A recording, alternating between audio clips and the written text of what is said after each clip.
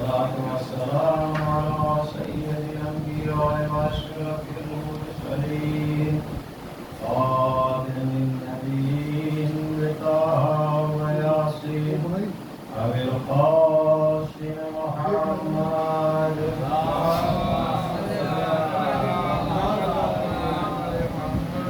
ثم الصلاة على أهل بيته الطيبين الطاهرين المعصومين المنتخبين المنتجبين المظلومين الغر الميامين ولعنة الله على أعدائهم وغاصب حقوقهم أجمعين. أما بعد فقد قال الله تبارك وتعالى وقوله الحق. بسم الله الرحمن الرحيم. والعصر إن الإنسان لفي خسر إلا الذين آمنوا وعملوا الصالحات وتواصوا بالحق وتواصوا بالصبر.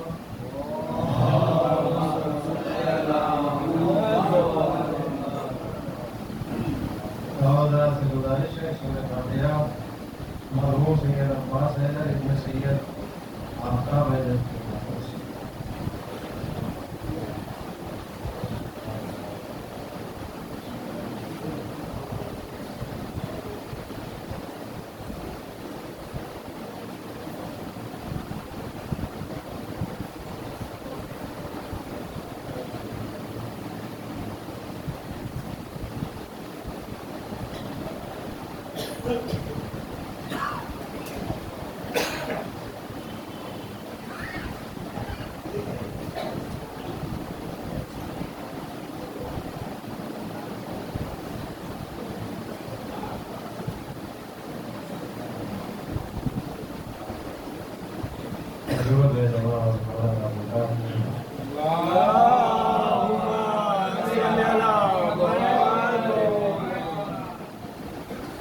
پہلے جو مجلسوں کا ٹائم رکھا جاتا تھا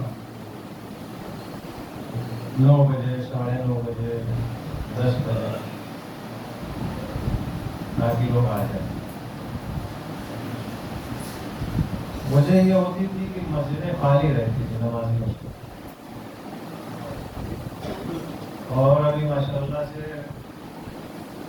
کافی ترقی ہوئی اس مسئلے میں بھی کہ مسجدیں آباد ہو گئی نمازیوں سے.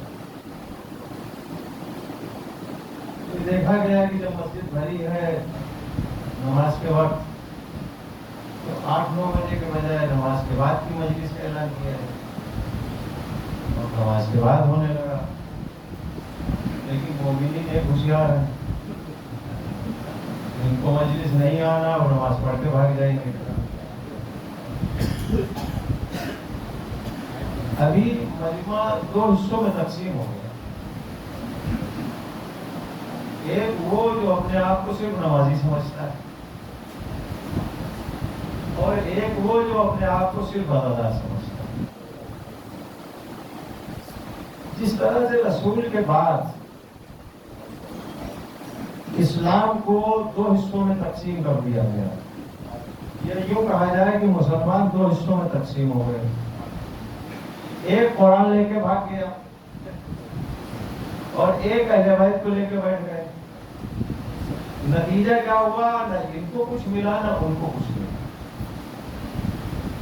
کیونکہ یہ رسول کی گارنٹی تھی کہ 2 چیز چھوڑ کے جا رہا ہوں، دونوں کو لینا ہے اور دونوں مل کے حوض کوثر تک پہنچائیں گے. ایک ان کے پاس نہیں، ایک ہمارے پاس نہیں. نتیجہ یہ ہے کہ نہ ان کو حوض کوثر تک جانے میں کوئی گارنٹی ہے رسول کی اور نہ ہم کو. ابھی سیم یہی حال جو ہے وہ اس کا مسجد و نماز کا ہو گیا. کچھ جو ہے پکے نمازی ہو گئے، نوافل بھی نہیں چھوڑیں گے، نماز شب بھی نہیں چھوٹے گی، لیکن مجلس میں نہیں بیٹھ پائیں گے. وہ ساری دقت یہاں پر آئیں گے. اور کچھ یہ ہے کہ مجلس میں تو آ جائیں گے لیکن نماز 2 رکعت پڑھنے کی فرصت نہیں ہے.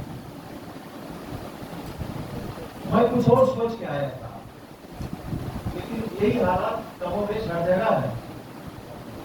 تو میں نے ایک چھوٹے سے سورے کی تلاوت کی ہے جس کو قبلہ نے نماز عشاء کی پہلی رکعت میں جس کی تلاوت فرمائی. بڑا آسان سا سورہ ہے، بچے یاد کر لیتے ہیں آرام سے، اور ہم بھی پڑھ کے سرسری گزر جاتے ہیں. جبکہ اللہ نے پورا اسلام، پورا دین اور ہماری پوری زندگی ایک چھوٹے سے سورے میں سمیٹ کے رکھی. ارشاد ہو رہا ہے بسم اللہ الرحمن الرحیم والعصر ان الانسان لفی خسر. عصر کی قسم.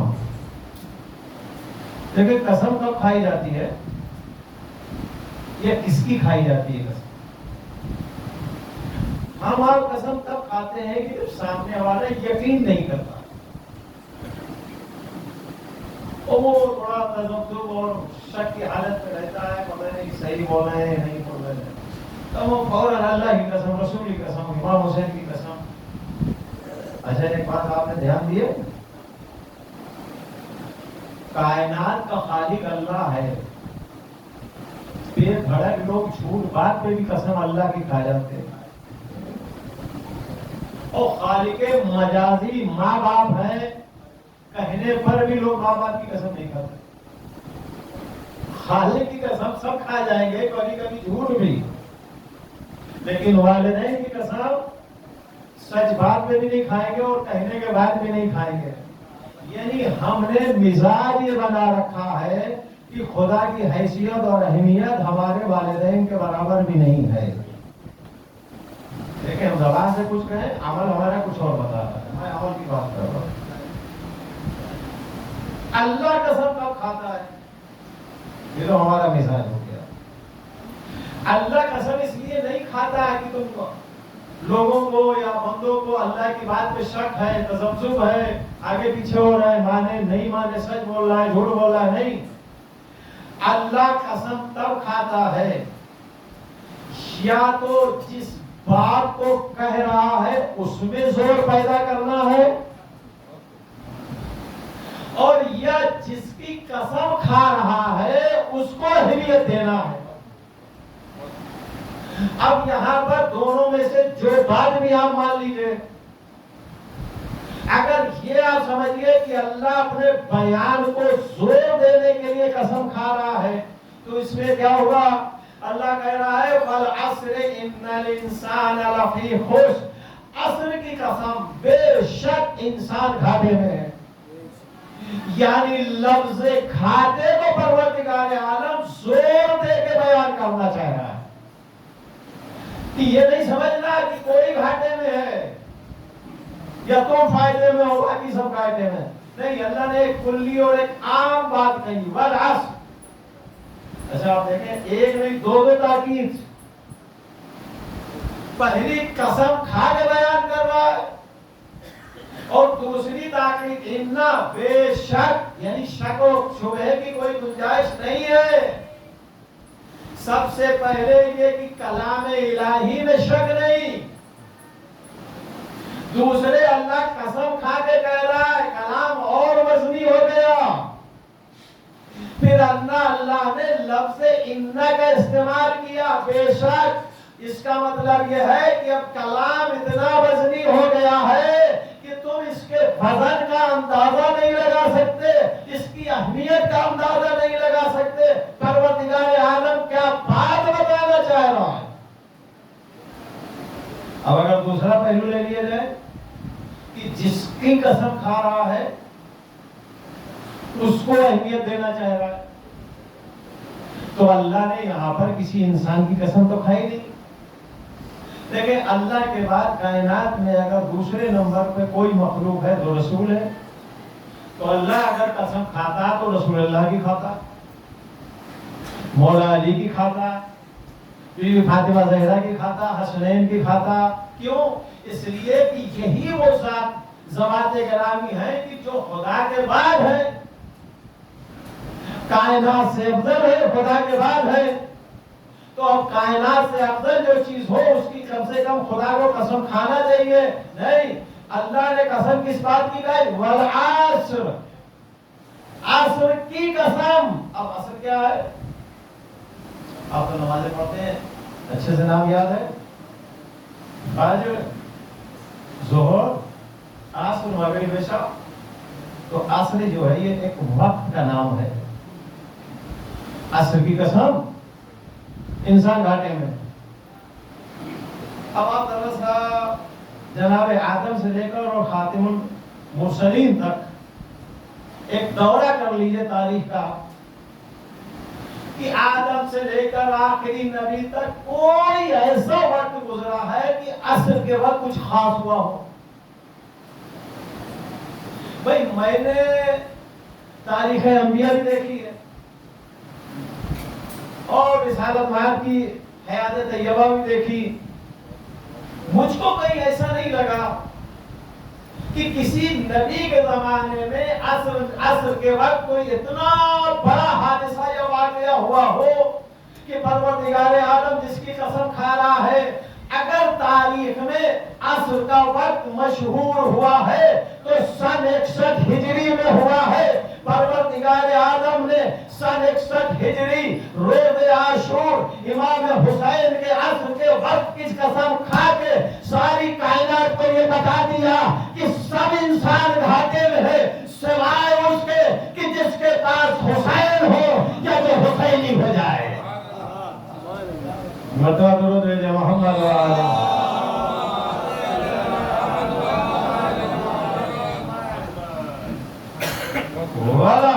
عصر کی قسم، انسان گھاٹے میں، سارا انسان، کوئی استثناء نہیں ہے، کوئی بھی اس آیت میں استثناء نہیں ہے، سارا انسان گھاٹے میں. اب اگلی آیت میں پروردگار استثناء کر رہا ہے، چھٹائی کر رہا ہے. اللہ، سوائے اس کے، الذین، جو لوگ آمنو، ایمان لائے. سارا انسان گھاٹے میں، یہ ایک عام بات. اب اس میں اللہ چھڑائی کر رہا ہے، کون گھاٹے میں نہیں ہے؟ جو ایمان لایا، وعمل الصالحات، اور صالح عمل بجا لایا. یہ بتائیے کہ ہماری اور آپ کی زندگی میں دو چیزوں کے علاوہ کچھ اور ہے؟ دو چیزوں کے علاوہ کچھ اور ہے؟ جب ہم لوگ بچوں کو پڑھاتے ہیں تو کیا پڑھاتے ہیں؟ کلمے کے فوراً بعد اصول دین، فروع دین. اصول دین کیا ہے؟ دین کی جڑیں، بنیاد 5 ہے. فروع دین کیا ہے؟ دین کی شاخیں، تنے 10 ہیں. یعنی اللہ نے اسلام کا ایک پیڑ بنایا، ایک درخت بنایا، اس میں 5 جڑیں رکھی، 5 شاخیں رکھی، 5 جڑیں اور 10 شاخیں رکھی. ظاہر سی بات ہے جو پیڑ پھل نہیں دیتا انسان اس کی قدر نہیں کرتا. آپ یہ بتائیے کوئی ایسا اسلام کا پیڑ ہو کہ جس میں جڑ بھی موجود ہو، شاخیں بھی موجود ہوں، لیکن اس میں پھل نہ ہو، تو ایسا پیڑ کسی کو نہ بھاتا ہے نہ پسند آتا ہے. صرف لکڑی کی ضرورت کے لیے لگا تو دیا جاتا ہے یا خود سے اگاتا ہے اور جہاں لکڑی کی ضرورت پڑی کاٹ دیا گیا. لیکن جو پھلدار درخت ہے وہ نسل چلتے رہتے ہیں. دادا نے لگایا تھا آم کا پیڑ، بڑا میٹھا ہے، دادا نے بھی کھایا، بعد میں بیٹے نے بھی کھایا، بعد میں پوتے نے بھی کھایا، اور اگلی نسل کے لیے ابھی کھڑا بھی ہے. سمجھے آپ؟ تو کوئی بھی درخت ہوا اس میں صرف جڑیں نہیں ہوتی، اس میں صرف شاخیں نہیں ہوتی، بلکہ اس میں پھل بھی ہوتا ہے. ہم نے بچوں کو یہ تو پڑھا دیا کہ اللہ نے اسلام میں ایک شجر بنایا، اصول دین 5 اس کی جڑیں بنائی، فروع دین 10 اس کی شاخیں بنائی. اب اس کے پھل کیا ہے؟ اصول دین کس کو کہتے ہیں؟ اصول دین کسی عمل کا نام نہیں ہے. جو اللہ نے بتایا 5 چیزوں کو مان لو. اصول دین یعنی دل سے مان لیا. شجر کی جڑیں تیار ہو گئی. فروع دین نماز، روزہ، قوم، زکات، حج، جہاد، یہ 10 چیزیں ان پر عمل کر لو. یہ اس کی شاخیں ہو گئی. اب اس کے پھل کیا ہے؟ ان عمل کے ذریعے سے انسان اپنا کیریکٹر میں جتنا خوشنما ہوتا جائے گا، اس درخت کے اوپر اتنے ہی بہترین پھل آتے جائیں گے. نماز پڑھی تو سچا ہو گیا، روزہ رکھا تو صابر ہو گیا، روزہ رکھا تو متقی ہو گیا. تو کوئی صبر کا پھل ہے، کوئی تقوی کا پھل ہے، تو کوئی سخاوت کا پھل ہے، کوئی شجاعت کا پھل ہے. عمل کرتے جاؤ، اس درخت کے اوپر پھل خود بخود آتے جائیں گے. اگر درخت ہو پھل نہ ہو، نہ آپ کے لیے سود آور ہے، نہ خیروں کے لیے سود آور. تو اللہ نے بتا دیا. اب ہماری زندگی پوری زندگی انہی 2 چیز کے اوپر محدود رہ گئی. پوری ہماری زندگی انہی 2 چیز میں سمٹی ہوئی ہے. قائم ہے اصول دین، فروع دین. اصول دین پہ کوئی حساب کتاب ہے؟ اگر کسی نے اللہ کو نہیں مانا یا اللہ کو مان لیا دونوں صورت میں، اس کا حساب کتاب ہے. عدالت مانی یا نہیں مانی تو اس کا کوئی حساب کتاب ہے؟ شاید آپ تک میری بات نہیں پہنچی، وہ تھوڑا اور وضاحت کر دو. نماز کے بارے میں ہے کہ جس نے نماز نہیں پڑھی وہ جہنمی ہو گیا، جس نے روزہ نہیں رکھا وہ جہنمی ہو گیا، اور جس نے نماز پڑھ لی اتنا ثواب، روزہ رکھ لیا اتنا ثواب، حج کر لیا اتنا ثواب، عمرہ کر لیا اتنا ثواب، زکات دے دی اتنا ثواب، خیرات دے دی اتنا ثواب. کیا یہی چیز اصول دین میں آپ نے کبھی سنی کہ جس نے اصول دین مان لیا اتنا ثواب، جس نے عدالت مان لی اتنا ثواب، جس نے نبوت مان لی اتنا ثواب، جس نے امامت مان لی اتنا ثواب، جس نے قیامت مان لی اتنا ثواب؟ کبھی نہیں سنا ہوگا. کیوں؟ اس لیے کہ وہاں پر عمل میں آپ کو کم یا زیادہ ہو سکتا ہے. کسی کا عمل بہت اچھا، ثواب بہت زیادہ، عمل تھوڑا سا کم ہے، ثواب کم ہے. لیکن وہاں کے اوپر فروع دین میں آپ کو ثواب کی کوالٹی تو ہو سکتی ہے. کسی کو 10% مل رہا ہے، کسی کو 20% مل رہا ہے، کسی کو 30% مل رہا ہے. لیکن اصول دین میں کوالٹی نہیں ہے. یا تو ہاں ہے یا نہ ہے. مانا تو جنتی، نہیں مانا تو جہنمی. نہ کوئی ترازو ہے، نہ کوئی حساب ہے، نہ کوئی کتاب ہے، نہ کوئی پوچھ ہے، نہ کچھ ہے. اللہ کو ایک نہیں مانا، ڈائریکٹ کافر جہنمی. اللہ کو عادل نہیں مانا، ڈائریکٹ کافر جہنمی.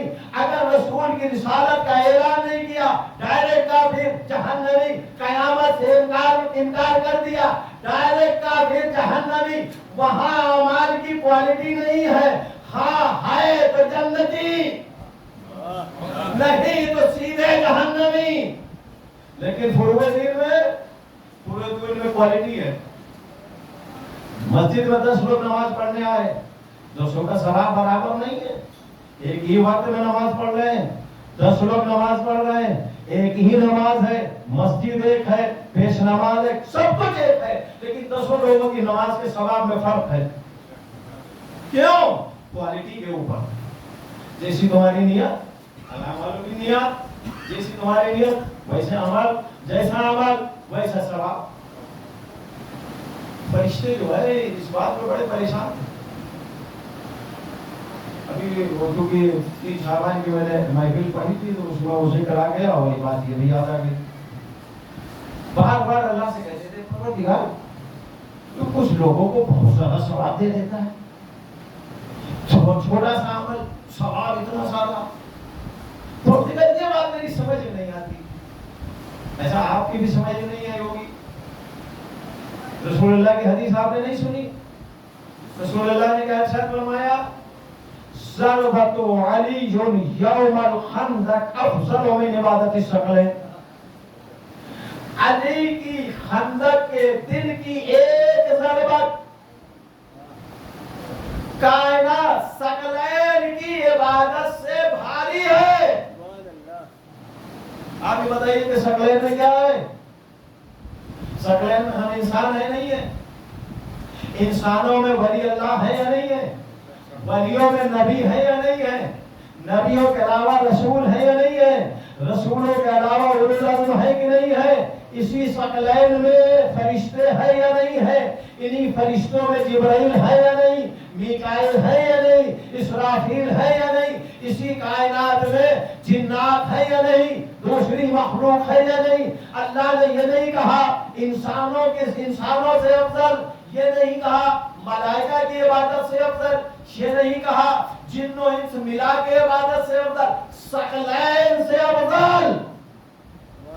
یعنی ثقلین میں انسان بھی، ولی بھی، نبی بھی، رسول بھی، اولو العزم بھی، فرشتے، ان فرشتوں میں مقرب فرشتے بھی، جنات بھی، دوسری مخلوقات، ساری مخلوق جتنی عبادت کرتی ہے وہ ساری عبادت ملا کے ترازو کے ایک پلڑے میں رکھی جائے، علی کے خندق کے روز کی ضربت کا ثواب ترازو کے دوسری طرف رکھا جائے، یہ ضربت کا ثواب اس ثقلین کے عبادت سے بہتر اور زیادہ ہے. اب آپ یہ بتائیے کہ ایک طرف علی کی ایک ضربت، ایک ثقلین کی اتنی بڑی مخلوق کی عبادت ایک طرف،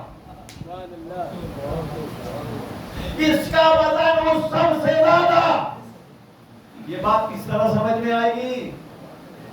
فرشتوں نے کہا معبود میری سمجھ میں نہیں آتا. سوال کر کر کے اللہ تعالیٰ جواب نہیں دے رہا تھا. اللہ بھی عاجز آ گیا. نعوذ باللہ، اللہ کے عاجز ہی نہیں ہے. یہ محاورتاً ایک بات کہتے ہیں، اتنا سوال کیا کہ ہم تھک گئے، ہم پریشان ہو گئے. اس طرح کے جو جملے استعمال کرتے ہیں اس میں معنی میں نے استعمال کیا، ورنہ اللہ نے عاجزی کہا ہے. نعوذ باللہ من اللہ. تو اللہ بڑی بات سوال سنتا. اچھا ایک کام کرتے ہیں، ہم اگر بتائیں گے تو ہماری سمجھ میں نہیں آئے گا. پھر اپنی آنکھ سے جا کے دیکھ لو، تمہیں سمجھ میں آ جائے گا. پروردگار کیسے؟ ارے ہم تم دو لوگ کو تیار ہو جاؤ اور ہم تم لوگوں کو زمین پر بھیجتے انسان کی شکل میں، اور ساری عادت اور خصلت انسان کی دے دیتے ہیں، اور اس کے بعد زمین پہ رہو تو تمہیں سمجھ میں آ جائے گا کہ چھوٹی چھوٹی عمل پہ اللہ بڑا بڑا ثواب کیوں دیتا ہے، زیادہ ثواب. لیکن دیکھو ایک شرط ہے، صبح سورج ڈوبنے کے بعد زمین پہ جانا ہے اور سورج غروب ہونے سے پہلے زمین سے واپس آ جانا ہے. ایک اللہ نے اس میں اعظم ان دونوں کو سکھا دیا کہ جیسے سورج غروب کا وقت آئے اس میں اعظم پڑھ لینا، تم لوگ زمین سے آسمان پہ آ جاؤ گے، رات بھر عبادت کرنا، صبح پھر چلے جانا. جب آسمان پہ آ جاؤ گے تو تمہاری پوری عادت اور خصلت فرشتوں جیسی. زمین پہ چلے جاؤ گے تو ساری عادت اور خصلت انسان جیسی. آئے دونوں گھومتے رہے بازاروں میں، گلیوں میں، ادھر ادھر. اچھا اس زمانے میں کوئی پڑھے لکھے جو اسکول اور کالج کے اور کوئی ڈگری والے نہیں ہوتے تھے، جن کو تھوڑا بڑا لکھنا پڑھنا آتا تھا وہ پڑھے لکھے مان لیے جاتے تھے. اب یہ فرشتے جو آسمان سے آئے ہوں، جو آدم سے لے کر خاتم تک سارے نبیوں کو دیکھا ہو، ساری کتابوں کو دیکھا ہو، ساری حالات کو دیکھا ہو، تو اب اس سے زیادہ پڑھا لکھا کون ہوگا؟ کچھ بھی بات آئے فوراً ہی جواب دے دیں، کچھ بھی بات نکلے فوراً جواب دے دیں. اب جہاں آئے سب سے پڑھا لکھا انہیں کو سمجھا جائے. دھیرے دھیرے ہوتے ہوتے قاضی بن گئے، شہر کے قاضی بنا دیا. اب روز صبح شام تک فیصلے دیتے تھے اور شام کو تنہائی میں جا کے اس میں آدم پڑے اور آسمان پہ چلے جائیں. ایک روز بارگاہ میں ان کی قضاوت کی بارگاہ میں ایک کیس آیا. دو میاں بیوی بالکل ینگ جوان، زوجہ نہایت خوبصورت، آپس میں تنازع ہو گیا، طلاق کی نوبت آ گئی. اب چونکہ یہ مسلط قضاوت کو بیٹھے ہیں اور جب تک دنیا میں رہیں گے، زمین پر رہیں گے، ساری حرکتیں، عادتیں، خصلتیں سب انسان جیسی. تو ہمارے اندر کیا خصلتیں ہیں؟ جو خصلتیں ہیں وہ آپ ذرا سمجھ رہے ہیں کیا ہے. نیت خراب ہو گئی، نیت خراب ہو گئی، فیصلہ غلط دے دیا، اور اس کے بعد وہ بیچارہ تو جوان چلا گیا. اب ظاہر سی بات ہے جب نیت خراب ہوئی ہے تو نیت کی خرابی کو انجام تک پہنچانا بھی ہے. اسی میں شراب وراب کی بھی نوبت آ گئی. شراب پلا دی گئی، شراب پیا ٹن ہو گئے. کب مغرب آئی، کب سورج ڈوبا، پتہ ہی نہیں چلا. اب جیسے سورج ڈوب گیا یہ دھوکہ پڑے ہوئے ہیں. آدھی رات میں صبح کے وقت کبھی بھی آنکھ کھلی، جلدی جلدی کھلنے کی، اس میں اعظم پڑ رہے تو صحیح. پروردگار یہ کیا ہو گیا؟ چلے بھائی وعدہ خلافی کیا آپ نے. ہم نے کہا تھا مغرب کے ٹائم پڑھ لینا، مغرب سے پہلے سورج ڈوبنے سے پہلے. آپ نے پڑھا نہیں، رات بھر وہیں رہے، اب ہمیشہ یہیں رہو. پہلے ان کو یہ بتا دو فرشتوں کو کہ تم نے وہاں جا کے دیکھا کیا. کہا پروردگار جب تک انسانوں کے بیچ میں نہیں تھا تب تک میری سمجھ میں نہیں آ رہا تھا کہ انسان چھوٹا سا ثواب کرے، چھوٹا سا عمل کرے، اتنا بڑا بڑا، اتنا زیادہ زیادہ ثواب کیوں دیا جاتا ہے. اب میری سمجھ میں آیا جب انسان کی شکل میں آیا. اللہ نے انسان کو جو غریزہ دیا ہے، جو چیزیں دی ہیں انسان کو، لالچ، بھوک، نیند، تھکان، چاہت، خواہش، یہ فرشتوں کیا نہیں ہے. پروردگار ان چیزوں کو توڑ کے، ان کو پار کر کے اور اچھے عمل کو بجا لانا، یہی انسان کا سب سے بڑا کمال ہے. اب میں تھوڑا سا اور آگے کی بات کر دوں. یہ بتائیے کہ صبح سویرے جب آپ نماز کے لیے آتے ہیں نا، بالکل فرصت میں ہو، کوئی کام نہیں. 5 بجے نہ آپ کی دکان کھلی ہے، نہ آپ کا کوئی آفس کھلا ہے، نہ کوئی کام ہے، ٹرین بھی شاید بند ہو، بس بھی بند ہو، کہیں کوئی نہیں جانا. آرام سے اگر 10 رکعت نماز پڑھا دی جاتی تو آپ پڑھ لیتے. ارے جب دن میں، دوپہر میں، بھوک میں، دکان بھی ہے، کام بھی ہے، ڈیوٹی بھی ہے، آفس بھی ہے، سب کچھ ہونے کے بعد اللہ نے 8 رکعت دے دی، تو صبح کے وقت بالکل فرصت میں انسان تھا. اگر 10 رکعت نماز پڑھا دی جاتی تو کیا مشکل تھی، آرام سے انسان پڑھ لیتا. بھلے مسجد میں نہ صحیح، گھر میں پڑھ لیتا. لیکن اللہ نے صبح جو جس وقت انسان بالکل فری رہتا ہے، تھکن کے لحاظ سے بھی فری، سو بھی چکا ہے، آرام بھی کر چکا ہے، کام بھی نہیں ہے، سب کچھ بند ہے، انسانوں سے دور ہے، پھر بھی کتنی 2 رکعت. دوپہر میں جب کام ہے تو 8 رکعت. شام کو جب پورا دن انسان کھٹ کے آیا، تھک کے آیا تو 7 رکعت. ماجرا کیا ہے؟ پروردگار عالم نے آواز دی کہ تم کو نہیں پتا، صبح جب انسان 10 رکعت پڑھ سکتا ہے تو ہم نے صرف 2 ہی مانگی. یعنی ہم تمہاری رکعتوں کی تعداد نہیں لینا چاہتے، ہم تو یہ دیکھنا چاہتے ہیں میرے حکم پر بستر کون چھوڑتا ہے، میرے حکم پر اپنی پیاری نیند کو قربان کون کرتا ہے. ہم کو تمہاری رکعتوں کی تعداد اور گنتی سے کوئی لینا دینا نہیں. تم ایک مرتبہ ہمارے حکم کو مانتے ہوئے بستر سے کھڑے ہو جاؤ، تمہاری 2 رکعت ہمارے لیے کافی ہے. اچھا تو دن میں تو کام ہوتا ہے، پھر یہ دن میں 8 کیوں؟ کبھی جب ہم نے صبح 10 نہیں پڑھوائی تو دن میں بھی ہم کو 8 کی ضرورت نہیں تھی. ہم دیکھنا یہ چاہتے ہیں کہ دکان پر لمبی لائن لگی ہو اور اذان ہو جائے اور تم شٹر گرا دو، یہ ہمارے لیے کافی ہے، تمہاری 8 رکعت کی ضرورت نہیں ہے. پروردگار شام کو 7 رکعت تھوڑا سا کم کر دی ہوتی. دن بھر انسان تھکا رہتا ہے، تھک کے آتا ہے، 7 رکعت پڑھنا مشکل ہو جاتا ہے، اس میں بھی نوافل. پروردگار عالم نے کہا کہ یہی تو دیکھنا چاہتے ہیں. جب تم کام کے لحاظ سے، جسم کے لحاظ سے پوری طرح سے تھکے ہوئے ہو، پسینے میں ہٹے ہو، بھوک بھی لگی ہو، اور اس کے باوجود ہمارے حکم کی وجہ سے تم سب کچھ بھلا کے 7 رکعت کے لیے کھڑے ہو جاؤ، یہ دیکھنا چاہتے ہیں تم اپنے اوپر توجہ دیتے ہو یا میرے اوپر توجہ دیتے ہو؟ سبحان اللہ، سبحان اللہ۔ پروردگار کو تمہاری 7 اور 3 اور 8 کی ضرورت نہیں ہے۔ معبود دیکھنا ہی چاہتا ہے کہ اس کا حکم کس حد تک بجا لاتے ہیں۔ تو فرشتوں نے کہا، اپنے عطا کے فرشتوں کو سمجھایا، یہ جو انسان عمل کرتا ہے اس کا عمل کی مقدار مت دیکھو، یہ کن بندشوں کو توڑ کے آگے یہ عمل کرتا ہے اس کو دیکھو۔ 10 روپیہ بھی اگر آپ نے کسی کو صدقہ دے دیا تو وہ 10 روپیہ نہیں دیکھا جاتا، دیکھا جاتا ہے کہ اس انسان نے یہ 10 روپیہ کتنی محنت سے کمایا اور اس کو ضرورت کتنی ہے اور اس کو کہاں کہاں خرچ کرنا ہے، یہ کیا کیا بیچارہ حساب کر کے بیٹھا ہوا ہے کہ اتنا پیسہ ملے گا تو اتنا یہاں دیں گے، اتنا یہاں دیں گے، اتنا یہاں دیں گے۔ اس میں بھی اگر یہ 10 روپیہ نکال رہا ہے نا تو اس کے 10 روپے کی مقدار مت دیکھو، یہ دیکھو کہ اللہ کی راہ میں یہ کتنا قربان کرنا چاہتا ہے۔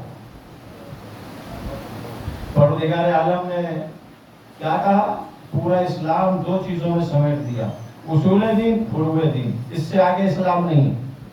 فروع دین ایمان، اصول دین عمل، وہاں ایمان ہے یہاں عمل۔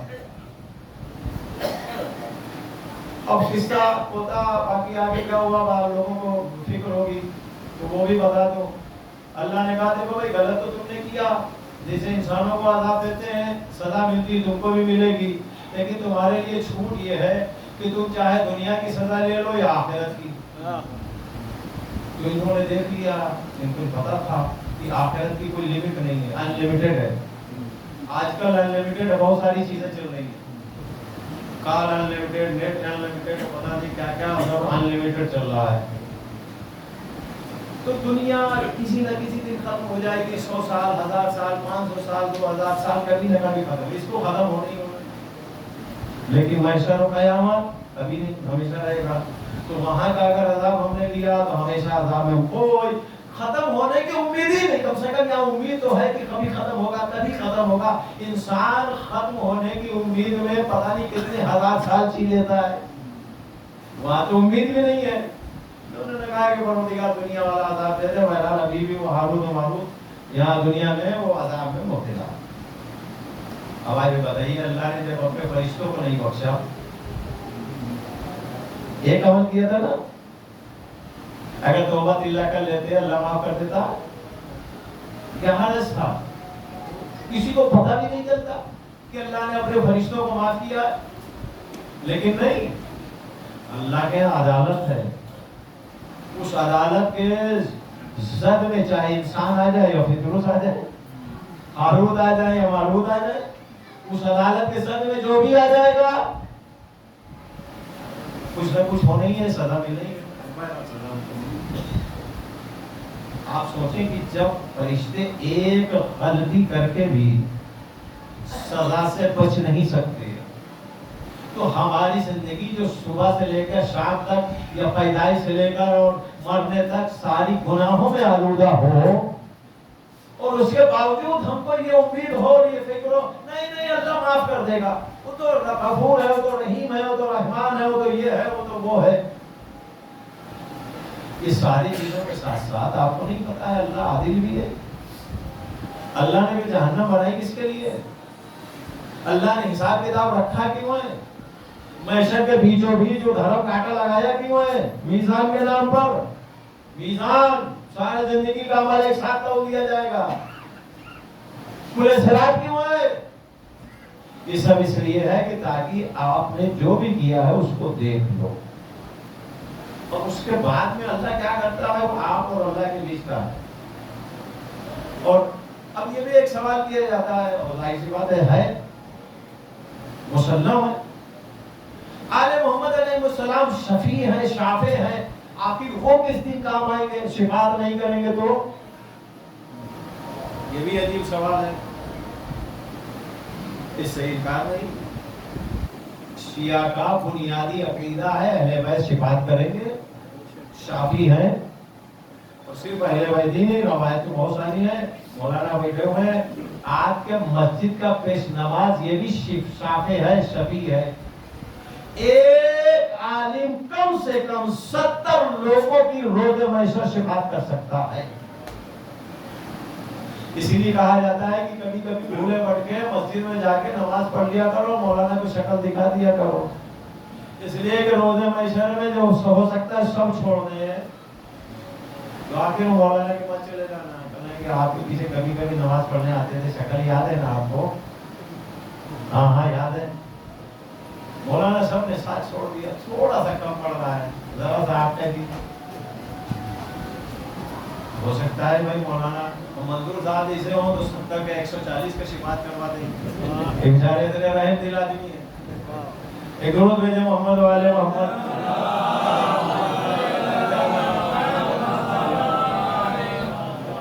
جب ایک عالم 70 کی شفاعت کروا سکتا ہے، ایسی بات ہے آل محمد۔ ان والے ابھی حدیث پڑھی کہ رسول اللہ نے کہا علی کی ایک ضربت کائنات ثقل ہے کی عبادت سے افضل ہے۔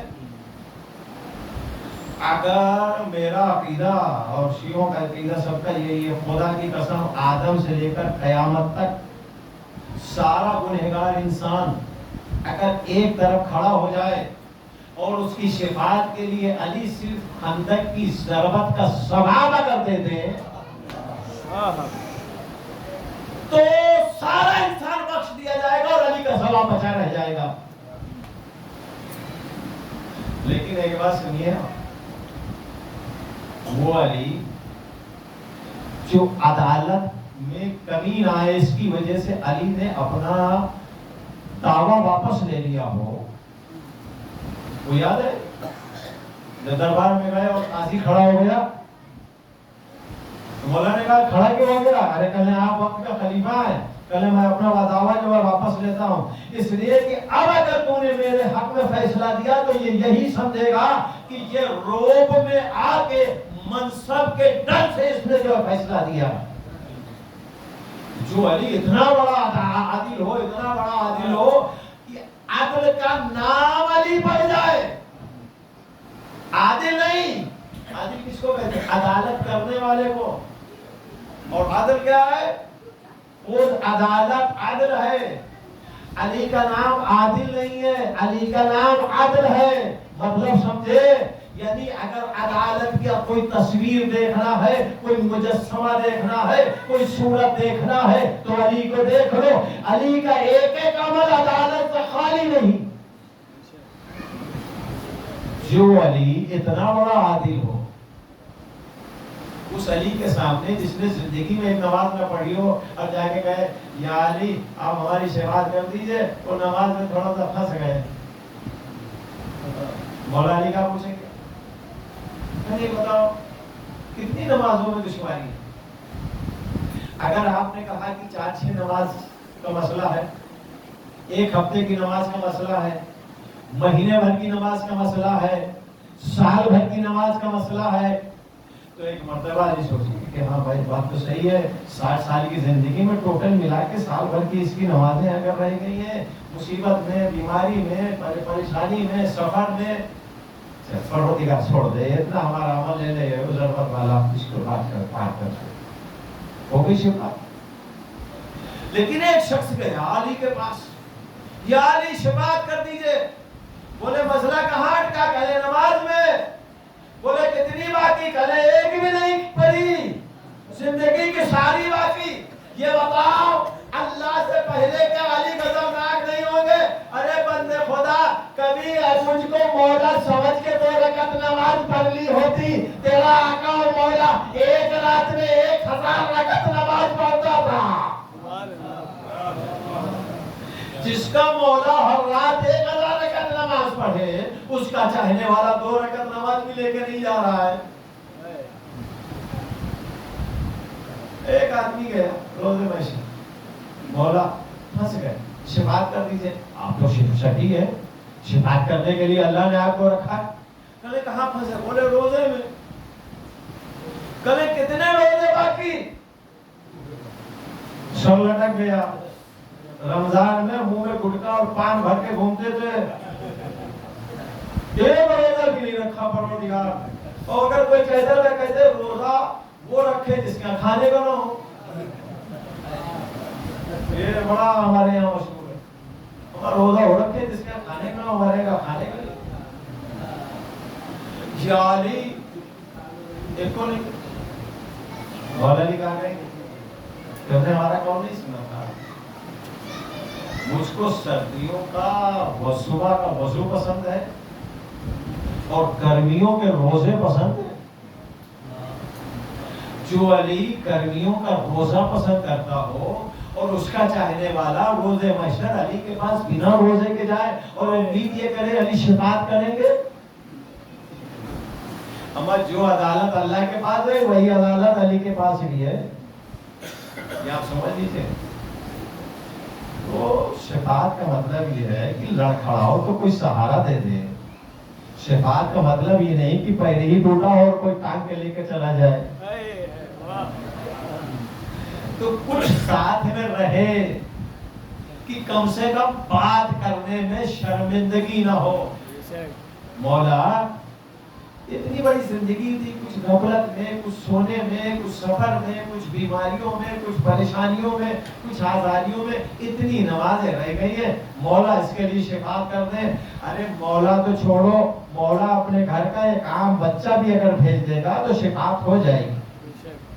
और मौला के पास जाने की जरूरत नहीं है, आपकी मस्जिद का पेश नमाजी आपकी शिफात कर देगा। लेकिन जब पूरा ही आमानामा खाली हो और बिल्कुल ब्लैंक हो तो भैया ब्लैंक चेक भरने के लिए कोई आपको रोजे महशर में मिलने वाला नहीं है। एक बार जरूर भेजे मोहम्मद वाला।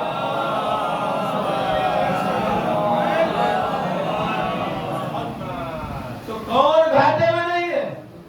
आमनो ईमान लाया, जो ईमान लाया, वामिलु सालिहात, जो अमल सालेह वजा लाया। ये तो जिंदगी में मरने के बाद क्या होता है?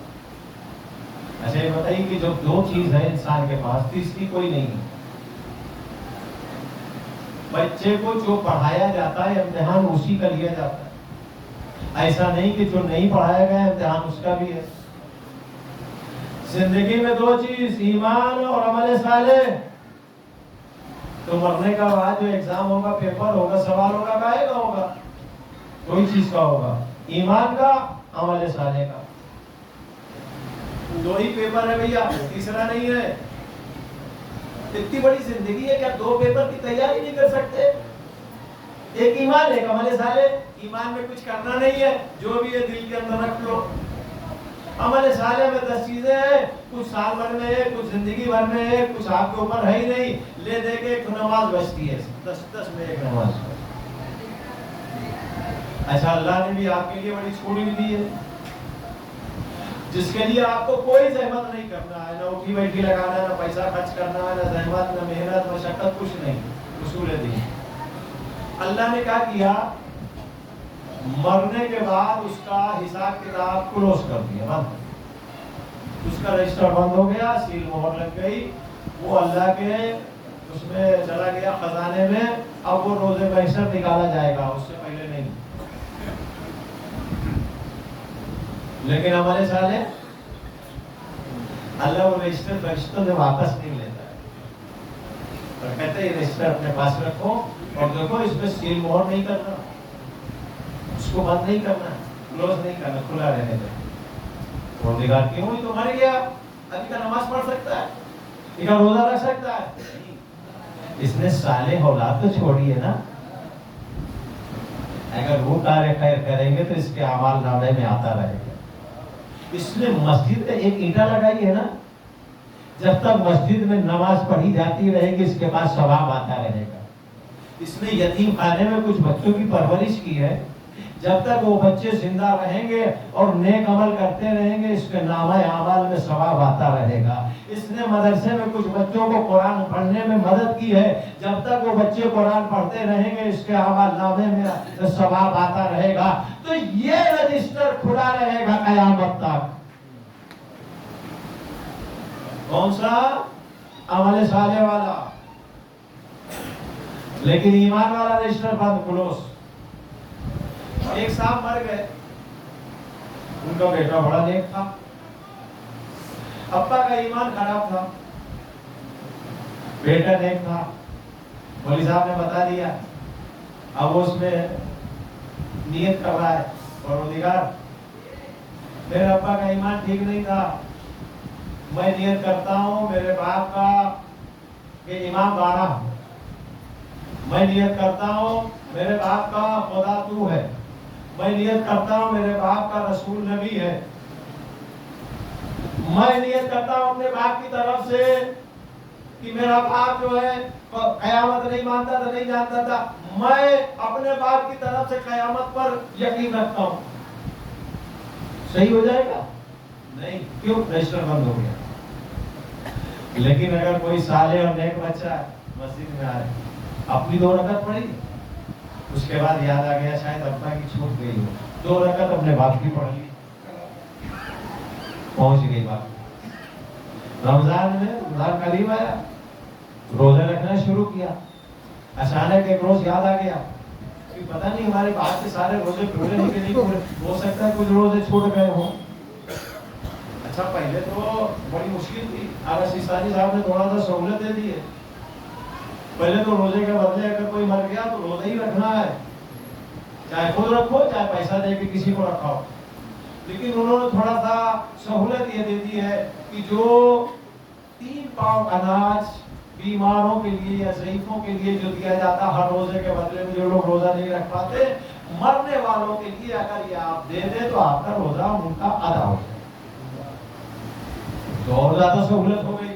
22.5 کلو گیہوں، 22.5 کلو چاول، کچھ دونوں میں سے دے دو، باپ کے اماں کے پورے رمضان کا روزہ ادا. آپ بتائیے کتنی آسان بات ہے، اس سے آسان سہولت ہو سکتی ہے؟ ایک غریب کا بھلا ہو گیا، 15-20 دن کا اس کا جو ہے راشن بھی نکل آیا، اور آپ کے باپ کا پورے مہینے کا پورے سال کا روزہ بھی ادا ہو گیا. یہ رجسٹر اللہ نے کھول کے کتنا بڑا کرم کیا ہے آپ کے اوپر. لیکن آپ کو بھی دیکھنا ہے، یہ کرم تبھی سمجھ میں آئے گا جب آپ اس کا کچھ حساب کتاب چھوڑ کے جائیں گے. بھائی صاحب اگر بینک میں 1,00,000-2 لاکھ روپیہ نہیں جمع کیا ہے تو آپ کو اس کا بینیفٹ کہاں سے ملے گا؟ تو پہلے بینک میں جمع کرو گے تب نہ ریٹرن ملے گا 10,000 روپیہ مہینہ جس سے آپ اپنا بڑھاپا سنبھال لو.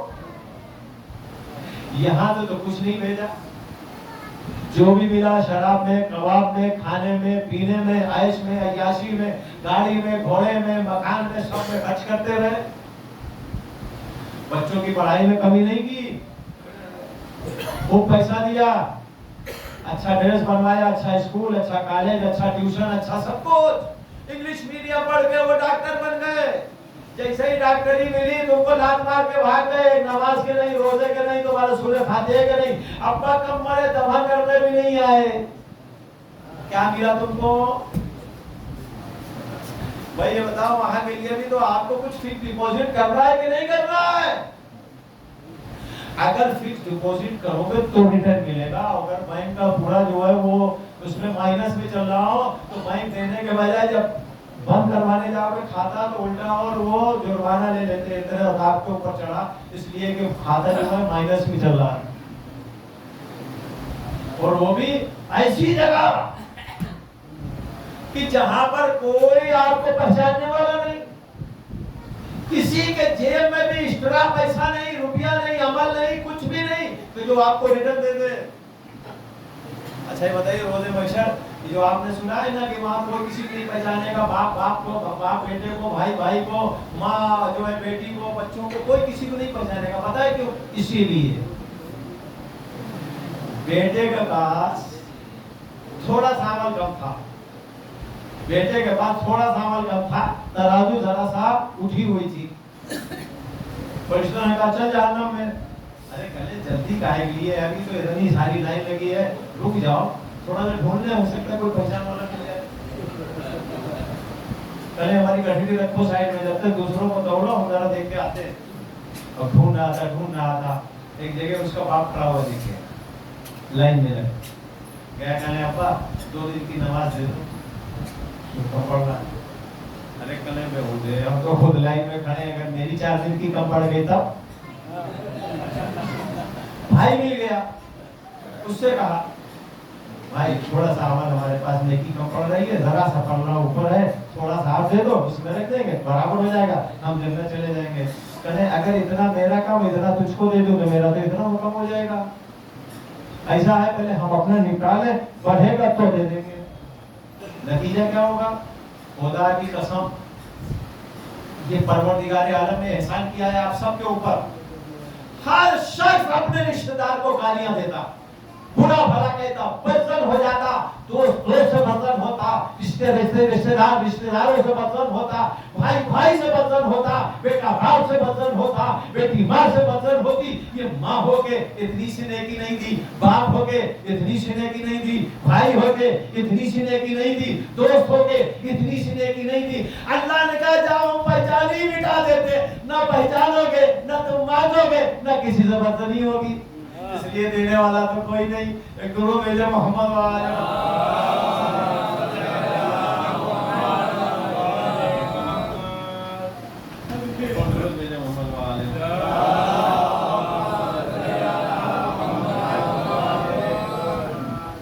یہ 2 چیز یاد رکھیں, وقت ہو گیا, بعد میں پورا 2 چیز, تیسری چیز نہیں. آمنو عمل صالحہ, یقین کر لو, اس میں کوئی ہڑبڑ نہیں لگتا, محنت مشقت نہیں لگتی, پیسہ نہیں لگتا, محنت کچھ نہیں لگتی. عمل صالحہ, نیک عمل کر لو, بیڑا پار ہو جائے گا. اب اس کے بعد میں سورہ کو بھی کمپلیٹ کر دو, وقت ختم ہو گیا. آمنوا وعملوا الصالحات وتواصوا بالحق وتواصوا بالصبر. وہ لوگ گھاٹے میں ہیں, سب گھاٹے میں. کون گھاٹے میں نہیں ہے؟ ایمان لائے, عمل صالح میں. اور تیسری چیز وتواصوا بالحق, وہ لوگ جو حق کی وصیت کرتے ہیں, وہ لوگ جو صبر کی وصیت کرتے ہیں. اب چونکہ وقت نہیں رہا کہ تفسیروں میں میں جاؤں, تو 2 جملے میں بات ختم کر دیں. حق کا مطلب کیا ہے؟ نماز کی وصیت, روزے کی وصیت, خمس کی وصیت, زکات کی وصیت, کس چیز کی وصیت؟ یہ سب چیز حق ہے نہیں. مفسرین نے باقاعدہ یہاں پر لکھا ہے حق سے مراد نماز, روزہ, خمس, زکات یہ سب نہیں ہے. نماز حق سے مراد ہے ولایت علی ابن ابی طالب.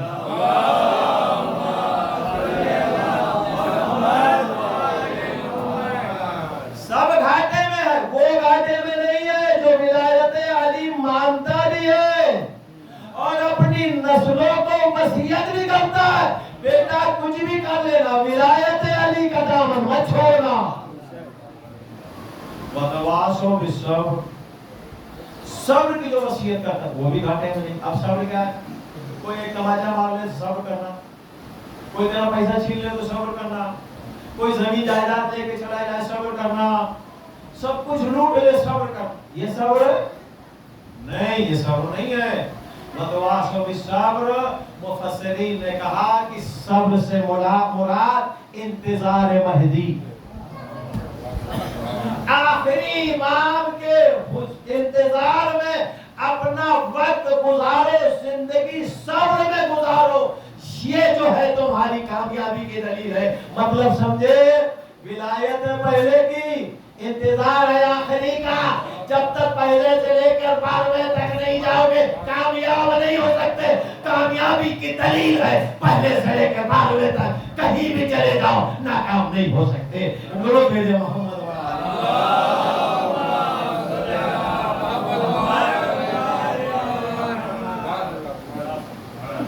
40ویں کی مجلس ماشاءاللہ سے اتنے لوگ آئے. اس لیے آئے کہ اپنی حاضری درج کروا. جس کے یہاں کا کوئی بندہ اللہ کی بارگاہ میں گیا اس دنیا کو چھوڑ کے, اس کے یہاں غم ہے, دکھ ہے, جا کے غصہ دیتے.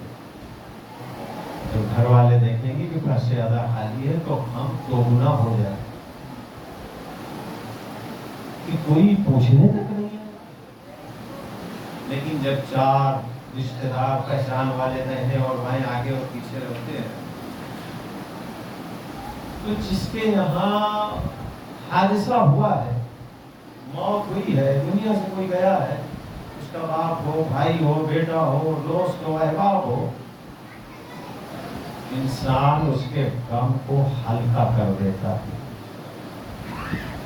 اور دوسری چیز، یہ بڑا قدیمی اور بڑا پرانا محاورہ ہے اور ضرب المثل ہے.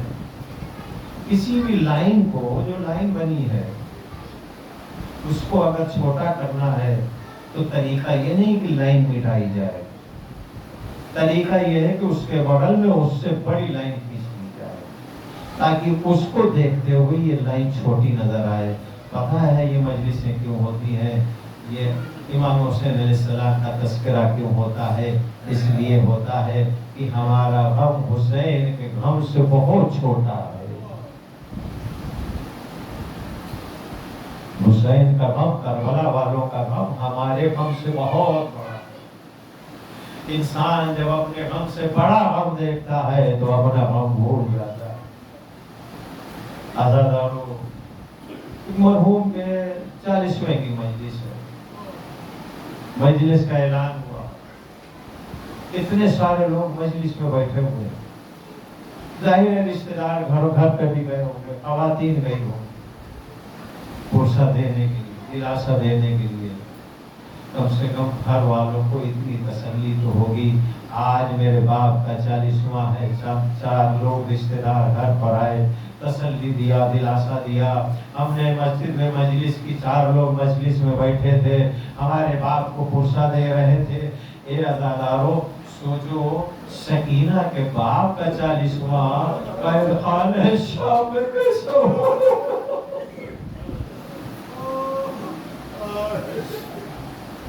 عزادارو، جب حسین کا 40واں تھا تو کیا یہی خواہش زینب و سکینہ کو نہیں ہوگی؟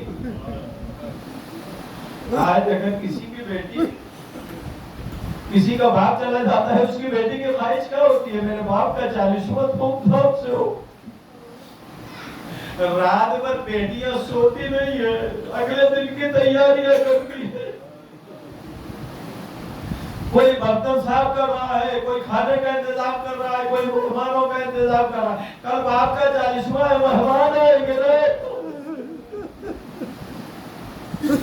عزادارو، قید خانہ شام میں زینب و سکینہ و ام کلثوم نے کس طرح سے تیاری کی ہوگی؟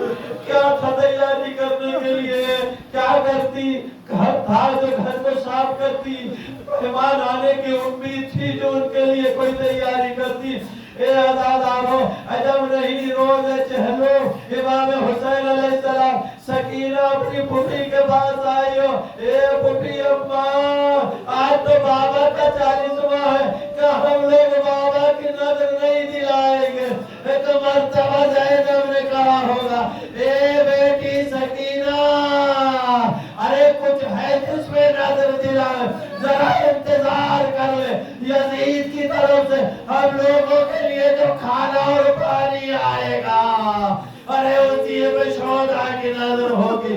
عزادارو، یزید کی طرف سے کھانا اور پانی آیا ہوگا، بیویاں ایک طرف، بچے زین العابدین ایک طرف. عجب نہیں ام کلثوم، زینب و سکینہ نے کھانے کو سجایا ہو، پانی کے کوزوں کو رکھا ہو.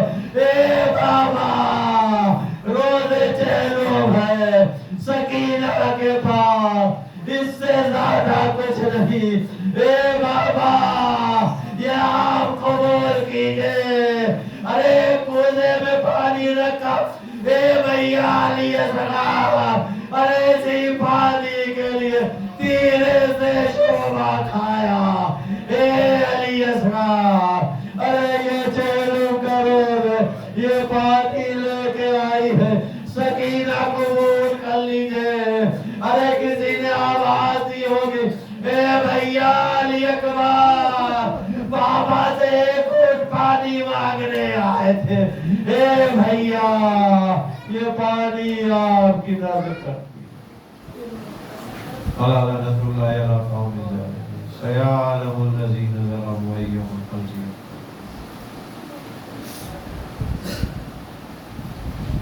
اور دیگر دیکھتے جائے گا وابی ہو مالی ہو معبود ہماری ناسوں کو رومانے زہرہ میں جگہ مقام ہمارے اس مختصر سے عمل کو قبولیت کے درجے پر فائز کرنا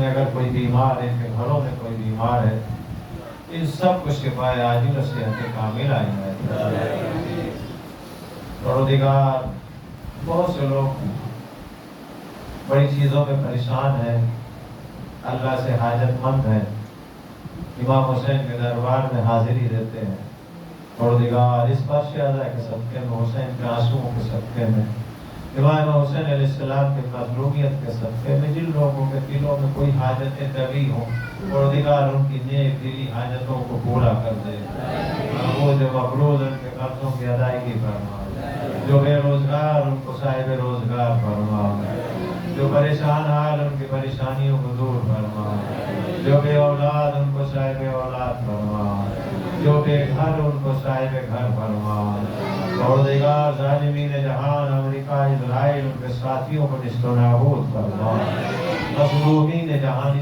اس وقت اس زمانے میں سب سے بڑے کوئی اگر دنیا کا کائنات کی مظلوم ہے اور جہاں پر ظلم و ستم کی انتہا ہو گئی وہ فلسطین کے لوگ ہیں فلسطین کے مسلمان ہیں پروردگار فلسطین کے مسلمانوں کا اپنا رحم و کرم نازل فرما ان کے جان مال عزت و آبرو کا تحفظ فرما ہمارے زمانے کے امام کے ظہور میں تعجیل عطا فرما ہم کو توفیق دے ان کے آوان و انصار میں شمار ہوں وتقبل منا انك انت السميع العليم حضرات سے گزارش ہے ایک سورہ فاتحہ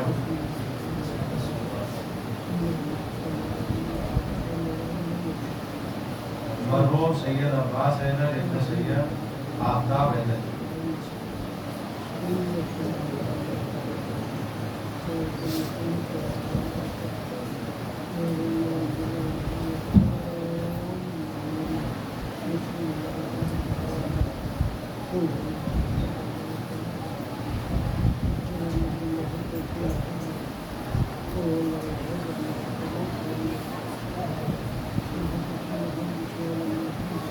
No.